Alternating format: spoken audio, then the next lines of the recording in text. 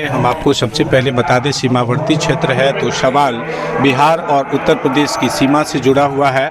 और सबसे बड़ी बात ये है कि यहाँ पर जो 3 ज़िले हैं वो गंडक से जुड़े हुए हैं सर, देवरिया, कुशीनगर और गोपालगंज। और सबसे ज़्यादा इसमें सुधार की ज़रूरत है। इस पर क्या कहेंगे? नहीं, देखिए, आप देख रहे होंगे कि बिहार को अगर आप पिछले 15-20 सालों में देखोगे, अद्भुत बदलाव हुआ है। मैं देवरिया से चला हूँ और लगभग 40 मिनट में आपके बनिया छापर में आ गया हूँ। क्या लालू जी के राज में संभव था? हम लोग जैसे उत्तर प्रदेश की सीमा पार करते थे, गाड़ी में सो रहे होते थे तो भी पता चल जाता था बिहार में आ गए। सड़कें इतनी ख़राब मिलती थी, सड़क किनारे एक भी बिजली का पोल नहीं मिलता था। जो पोल लगता था लोग काट ले जाते थे, जाके उससे जानवर बांधते थे। इतनी सुंदर सड़कें हैं। मैं देख रहा हूँ कि खेती किसानी भी बहुत अच्छी है। चारों तरफ बिजली के तार दिखाई दे रहे हैं, पोल दिखाई दे रहे हैं, साफ सफाई नज़र आ रही है। तो अद्भुत बदलाव हुआ है। नीतीश जी की सरकार में एक शानदार बदलाव हुआ है। विकास एक सतत प्रक्रिया है और भी काम होगा। इस बार आप सबने जनादेश दिया है और माननीय प्रधानमंत्री जी और नीतीश कुमार जी की जोड़ी मिलकर शानदार काम कर रही है। बिहार और आगे बढ़ेगा। लेकिन एक पेचीदा सवाल भी बीच में आके अटक गया, जो राजनीतिक कैरियर और फिर सामाजिक आर्थिक कई तानों को तोड़ रहा है। जैसे अगर बात किया जाए तो लोगों को अभी यूजीसी का जो बीच में एक प्रबंधन दिखाई दिया, उसमें कई अटकलें शामिल हो रही हैं। देखिए, यूजीसी एक संस्था है, उसने एक कानून बनाया। उस कानून को लेकर निश्चित तौर पे कुछ लोगों की सहमति थी, कुछ लोगों की असहमति थी। दोनों विषय सामने आया, मामला सुप्रीम कोर्ट में पहुंचा। सुप्रीम कोर्ट ने इस मामले में स्टे कर दिया है। कानून ऐसा होना चाहिए जो सबको अच्छा लगे, सबके काम आए। और यही वजह है कि ऑनरेबल सुप्रीम कोर्ट एक संरक्षक के तौर पर अगर कोई कानून ऐसा बनता है जिसको लेकर सहमति और असहमति बहुत ज़्यादा हो जाए, आपस में द्वंद्व उत्पन्न हो जाए, तो ऐसे में सुप्रीम कोर्ट का रोल बहुत बड़ा हो जाता है। सुप्रीम कोर्ट के अंदर ये विषय है। मुझे पूरा विश्वास है कि एक ऐसा कानून निकल के आएगा जो सबको अच्छा लगेगा, सबके हित में होगा, सबके संरक्षण में होगा। कभी देवरहवा बाबा की जो भूमिका रहती थी इस देश में, राजनीति में बहुत अहम योगदान रखती थी। और अभी जो आप देवरिया से ही विधायक हैं, तो छात्रों का जो भविष्य है वो वर्तमान में जो पढ़ाई की श्रृंखला है वो प्राइवेट स्कूलिंग और गवर्नमेंट स्कूलिंग के जो इंस्टीट्यूशंस हैं उसमें बहुत ज़्यादा फेरबदल देखा। देखिए, मैं कहूँगा, अगर आप उत्तर प्रदेश की बात करिएगा और बिहार भी मैंने देखा है, बिहार में भी नीतीश कुमार जी ने ऐसे बहुत से कॉलेजेस बनाए, स्कूल बनाए, सरकारी स्कूल बनाए, जहाँ पर आपको बहुत बड़े बड़े कॉन्वेंट स्कूल से ज़्यादा सुविधाएं हैं। हमारे उत्तर प्रदेश में आइएगा, उत्तर प्रदेश में अटल आवासीय विद्यालय, आप कभी आइए, मैं आपको दिखाऊंगा। अटल आवासीय विद्यालय की शर्त ये है कि कोई गरीब का बेटा होना चाहिए, कोई श्रमिक का बेटा होना चाहिए, कमज़ोर परिवार का, किसी निराश्रित महिला का बेटा होना चाहिए। और अटल आवासीय विद्यालय में आप आएंगे तो आपको लगेगा कि आप किसी बहुत बड़े प्राइवेट स्कूल में आ गए। इस तरह की सुविधाएं वहाँ पर हैं। तो चाहे बिहार हो, चाहे यूपी हो, चाहे देश के विभिन्न हिस्सों में, माननीय प्रधानमंत्री जी का भी ये लक्ष्य है और हमारी जो सरकार है उनका भी प्रयास है कि जो भी वंचित समाज के लोग हैं, गरीब हैं, किसी भी तबके के हो, किसी भी जाति के हो, किसी धर्म के हो, उनको पैसे के अभाव में उनकी पढ़ाई न रुके। और उत्तर प्रदेश में तो योगी जी ने एनसीईआरटी का पाठ्यक्रम लागू किया। एनसीईआरटी इसलिए लागू किया कि बहुत सारी परीक्षाओं में, प्रवेश परीक्षाओं में या भर्ती की नौकरी की परीक्षाओं में एनसीईआरटी से पेपर आते हैं। तो योगी जी ने तो सारे स्कूलों में कहा कि एनसीईआरटी की पुस्तकें चलेंगी। तो बच्चों को जब पुस्तकें मिली सरकारी फ्री में, तो बच्चे देख के चकित रह गए कि अरे ये स्कूल, ये तो बड़े बड़े स्कूलों में मिलती थी। तो बहुत सारी चीज़ें, स्कूल ड्रेस अच्छी कर दी, बच्चों को शूज़ देने शुरू कर दिए, स्वेटर देना शुरू कर दिया। तो निरंतर सरकारों का लक्ष्य ये है कि बच्चों की पढ़ाई में कोई भी अंतर न नज़र आए, चाहे वो साधारण घरों के बच्चे हों, चाहे अमीर घरों के बच्चे हों। और इस दिशा में मुझे लगता है बहुत कुछ काम हुआ है और भी काम होगा।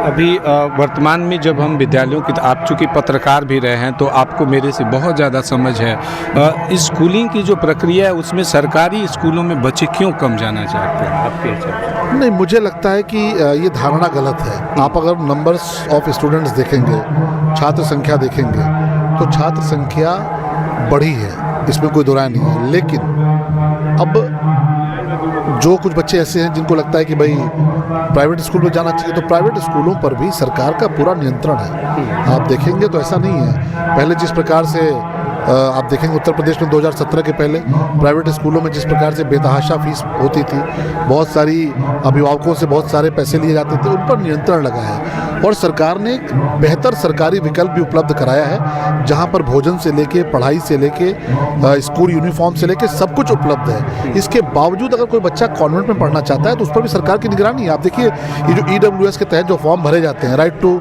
एजुकेशन के तहत, उसका इम्प्लीमेंटेशन हमारी सरकार ने बहुत अच्छा कराया है। पहले कानून आया था लेकिन आपको एक भी बच्चा स्कूलों में दिखता नहीं था, उस पर एक फिल्म बन गई, आपने देखा होगा।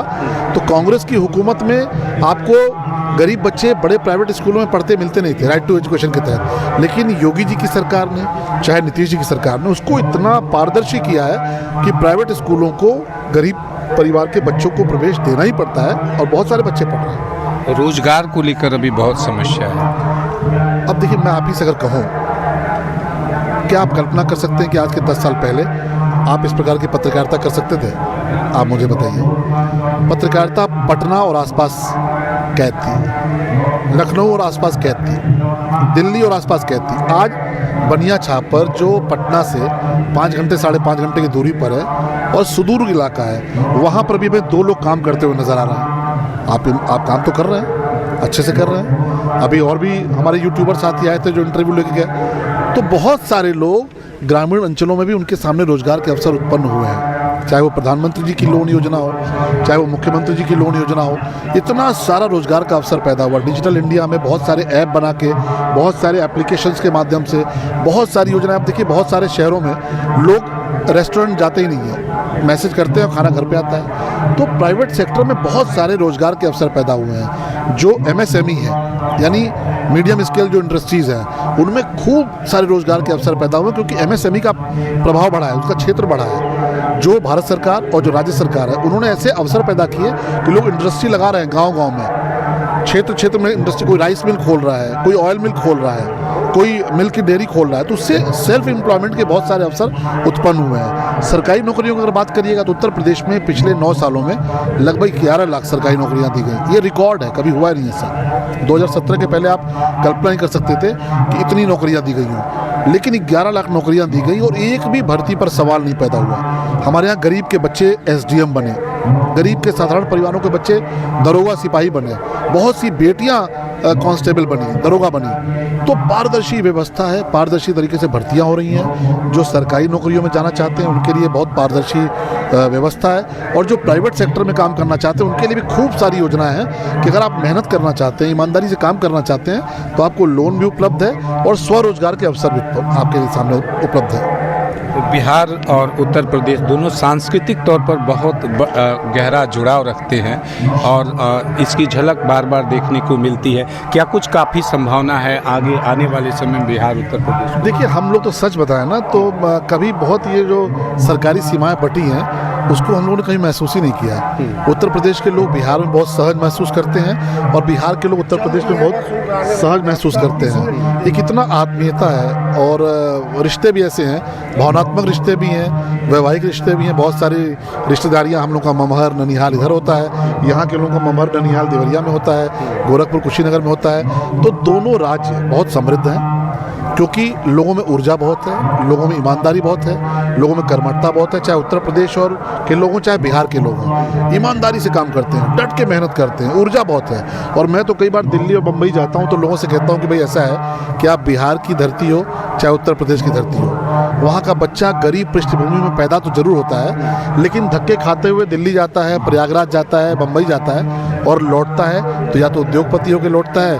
या किसी जिले के कलेक्टर होकर लौटता है, या SP होकर लौटता है, कोई न कोई काम अच्छा करके लौटता है। तो मैं तो ये पाता हूँ कि दोनों राज्यों का एक बहुत जुड़ाव है, और हम सब ये चाहेंगे भी, ये हमारा सपना भी रहेगा कि जब हमें ज़रूरत हो आप हमारे साथ खड़े हो, और जब आपको ज़रूरत हो तो हम आपके साथ ज़रूर खड़े होंगे। टकराव रहता है आर्थिक राजधानी को लेकर, कभी कभी भाषा को लेकर कई खबरें आती हैं। दुखद है, देखिए, लेकिन आप देख रहे होंगे कि ऐसे लोग जिन्होंने भाषा के आधार पर मुंबई के भीतर उत्तर प्रदेश और बिहार के लोगों को अपमानित करने का प्रयास किया, उनका जवाब महाराष्ट्र की जनता ने दे दिया। अभी देखिए बीएमसी के चुनाव हुए, नगर पालिकाओं के चुनाव हुए, तो जो लोग भाषाई स्तर पर किसी को परेशान करते थे, किसी को अपमानित करते थे, उनका जवाब महाराष्ट्र की जनता ने, मुंबई की जनता ने बहुत अच्छे से दिया है। ऐसे लोगों का सफाया हो गया है, राजनीतिक तौर पर बिल्कुल हाशिए पर चले गए हैं। नफरत की राजनीति चल नहीं सकती। और सनातनियों के बीच में अगर आप कुछ जाति के नाम पे, भाषा के नाम पे, क्षेत्र के नाम पे जहर बोने का प्रयास करेंगे तो सनातनियों का ये स्वर्णिम काल है। सनातनी जागे हुए हैं, वो अपने बीच में कोई फूट स्वीकार नहीं करेंगे। अगर आप कोई भी मतभेद पैदा करने का प्रयास करेंगे तो सनातन समाज के लोग और जो भी प्रबुद्ध लोग हैं वो आपको राजनीतिक तौर पे ख़त्म कर देंगे। आप श्री शिव शक्ति महायज्ञ में बनिया छापर में है, तो आध्यात्मिक माहौल में क्या कहना? मुझे बहुत अच्छा लगा। मैं तो यहाँ पे पहली बार आया हूँ और सामने बाबा गिरधरनाथ महादेव मंदिर है। मैंने पूछा तो बताया गया कि करीब 250 वर्ष पुराना है, अपने आप में बहुत अद्भुत है। और शिव शक्ति महायज्ञ हो रहा है। भगवान भोलेनाथ सबका कल्याण करें। बहुत अच्छा आयोजन है और इस प्रकार के आयोजन होते रहने चाहिए, क्योंकि इस प्रकार के आयोजन ये दिखाते हैं कि हम एक हैं। हमारे में कोई बड़ा छोटा नहीं, कोई ऊपर नीचे नहीं, हम सब एक हैं। हम सब सनातनी और सभी हिंदुत्व को स्वीकार करने वाले लोग भगवान में विश्वास रखते हैं। हमारे अंदर कोई भी मतभेद नहीं है और अगर कुछ होता भी है तो हम बैठ के आपस में तय कर लेंगे। दूसरों को मौका नहीं मिलेगा हमारे बीच में फूट डालने का। तो फिलहाल गोपालगंज से भरत मिश्र की रिपोर्ट।